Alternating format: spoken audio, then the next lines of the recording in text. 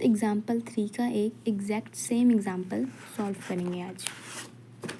तो क्वेश्चन है, in a discharge tube 3 × 10⁻18 electron per second are moving from right to left and 2 × 10⁻18 protons per second are moving from left to right.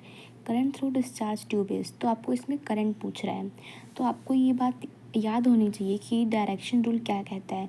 जब आपका electron suppose करिए left side में जा रहा है तो आपका करंट उसके अपोजिट डायरेक्शन में जाएगा। बट जब आपका एक प्रोटॉन पॉजिटिव चार्ज जिस डायरेक्शन में जाता है आपका करंट भी सेम डायरेक्शन में जाता है। तो यहाँ से इन दोनों की करंट की डायरेक्शन सेम हो जाती है। जब करंट की डायरेक्शन सेम हो जाती है तो हम उसको ऐड कर देते हैं। अब आपको करंट फाइंड करना है, तो आपको पता है करंट होता है Q/T। Q को आप NE भी लिख सकते हैं। देन आपको यहाँ टोटल N निकालना है। तो इन दोनों के चार्जेस यहाँ लिखे हुए हैं, ये एंड ये, इन दोनों को आप ऐड कर देंगे क्योंकि यहाँ पे करंट सेम डायरेक्शन में गया है। इन दोनों को ऐड करके आएगा 5 × 10⁻18।